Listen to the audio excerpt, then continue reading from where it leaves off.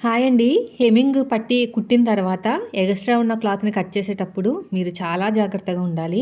చిన్న పొరపాటు జరిగినా నెక్ దగ్గర కట్ అయిపోయి మొత్తం బ్లౌజ్ అంతా పాడైపోతది. ఇక్కడ చూడండి, నేను హెమ్మింగ్ పట్టి కుట్టిన తర్వాత ఎగస్ట్రా ఉన్న క్లాత్‌ని పైకెత్తుతూ కట్ చేస్తున్నాను.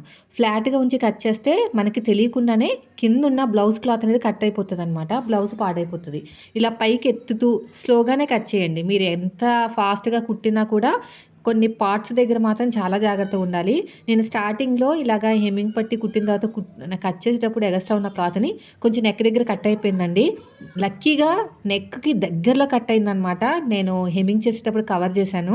ఆ రోజు నుంచి ఈ రోజు వరకు ఇలాగ హెమ్మింగ్ పట్టి వస్తే మాత్రం చాలా భయమేస్తది. మళ్ళీ కట్ అయిపోయిందంటే ప్రాబ్లమ్ అయిపోతదని. అందుకు నేను జాగ్రత్తగా కట్ చేస్తాను.